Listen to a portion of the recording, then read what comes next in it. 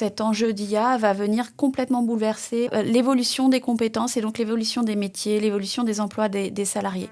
Bienvenue dans Mon Job avec l'IA, un podcast présenté par Impact AI, le groupe Vive et le groupe Open.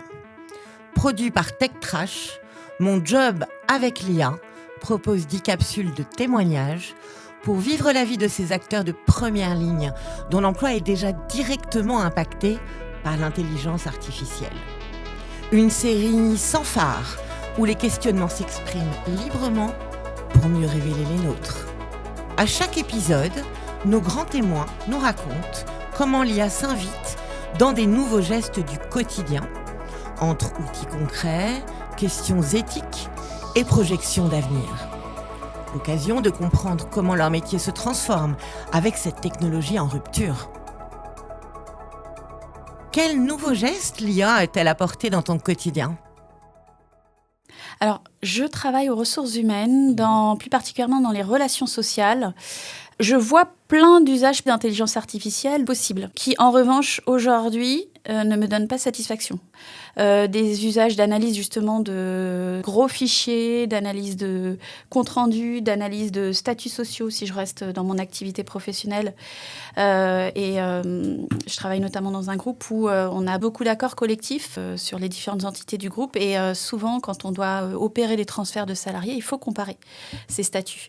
Aujourd'hui, on le fait à la main, dans des grands tableaux Excel, là où, évidemment, l'intelligence artificielle pourrait, en quelques minutes, remplacer plusieurs jours de travail. Et justement, on est en train de déployer différents outils d'intelligence artificielle, dont un outil d'IAG, qui est en phase de test. Et donc, nous sommes un certain nombre d'explorateurs à tester cet outil. On est en train de créer des assistants, de développer des prompts qui doivent permettre, à terme, d'utiliser l'intelligence artificielle de manière ciblée et efficace dans différents métiers. Notamment, moi, je travaille à vérifier la faisabilité de la comparaison des statuts sociaux. Et moi, à titre personnel, je fais partie de ces personnes pas très emballées par l'intelligence artificielle et par tout ce qu'elle promet. À l'exception de la dimension médicale, où on voit à quel point l'IA permet d'affiner des diagnostics, d'anticiper même ce que l'être humain, ce que les médecins ne peuvent pas voir aujourd'hui, et de proposer des thérapies les plus justes possibles. Donc là, c'est un immense progrès. À cette exception près, j'y vois pas vraiment de bien dans ma vie personnelle.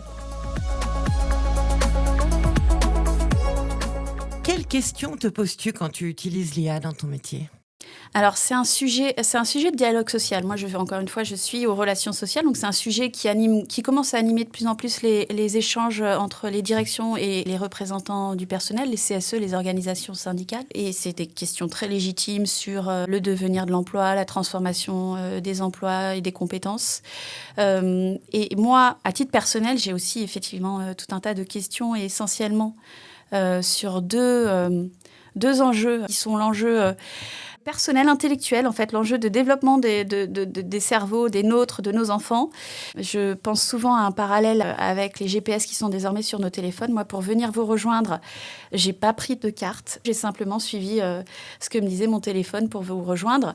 Et je m'interroge sur l'intelligence artificielle, sur ce qu'elle peut provoquer, au-delà même de ce micro-exemple que je viens d'évoquer, et dont on entend parler quand on lit un petit peu sur la jeunesse et même sur nous, les adultes. Moi, au collège, j'ai appris à me poser longtemps sur un livre, à faire des fiches de lecture, et ça me faisait mal au cerveau, je retravaillais.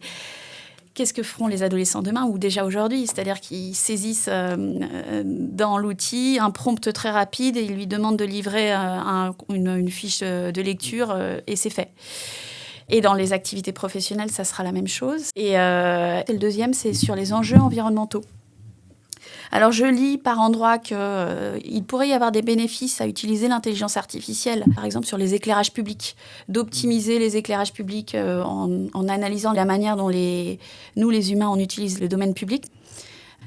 En tout cas, je m'interroge sur le coût écologique de l'IA, de l'IAG, que des milliards de personnes vont utiliser. Quand on entend qu'aujourd'hui, il y a déjà des conflits d'usage sur l'eau, que l'intelligence artificielle est un gros consommateur d'eau, rien que sur cette dimension-là, ça m'interpelle.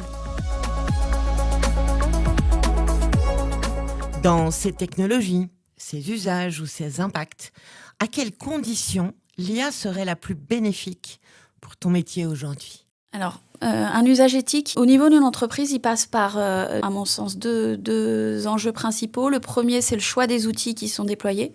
Prendre des outils qui, déjà, respectent les données personnelles. Selon les pays où ces données sont logées, on n'a pas les mêmes garanties. C'est des outils qui s'évertuent à être le plus sobre au point de vue écologique. Et puis, le gros enjeu, c'est la formation des salariés. Aujourd'hui, on se dit que c'est tellement plus facile d'aller sur ChatGPT pour poser une question plutôt que d'aller sur Google. Parce qu'il prémâche complètement la recherche et il sort la réponse attendue. Sauf que l'impact écologique n'a rien à voir. Donc c'est aussi juste ce premier réflexe de se dire j'utilise l'intelligence artificielle quand j'en ai vraiment besoin, pas comme un réflexe pavlovien. Là où moi j'ai beaucoup de chance, c'est que je travaille dans un groupe mutualiste qui porte des valeurs, qui relève de l'économie sociale et solidaire et qui, parmi ses orientations stratégiques, met la transition écologique, met la sobriété énergétique comme l'un de ses leviers importants, notamment au service de la santé, parce qu'on fait, nous, dans notre groupe, le lien entre environnement et santé. Et donc, oui, on a le souci de développer, en tout cas d'intégrer des outils d'intelligence artificielle responsables. Et pour demain ?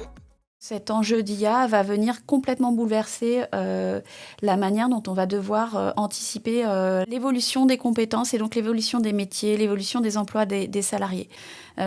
Concrètement, aujourd'hui, il est assez difficile, en toute transparence, il est vraiment difficile de deviner comment les emplois vont évoluer à moyen terme et à long terme. Je pense que c'est vraiment un enjeu de ressources humaines et de gestion des emplois, des gestions prévisionnelles des emplois et des compétences. Donc, dans les relations sociales, il y a une grosse dimension de droit et c'est vrai qu'on nous parle de plus en plus de juristes augmentés. C'est-à-dire que l'intelligence artificielle, sans venir complètement remplacer un juriste, un expert du droit, elle viendrait quand même significativement faciliter son activité et donc réduire le temps qu'il consacre aujourd'hui aux tâches notamment de recherche et d'analyse de textes de droit et de jurisprudence. Et donc, ça va obliger à transformer les métiers, faire évoluer les compétences et faire évoluer le contenu des métiers, sans que je puisse très sincèrement aujourd'hui dire à quoi ressemblera mon métier dans 1 an, dans 5 ans ou dans 20 ans. Merci d'avoir écouté cet épisode de Mon Job avec l'IA. Un podcast présenté par Impact AI, le groupe Vive et le groupe Open et produit par TechTrash. Retrouvez tous les épisodes de la série sur votre application de podcast préférée.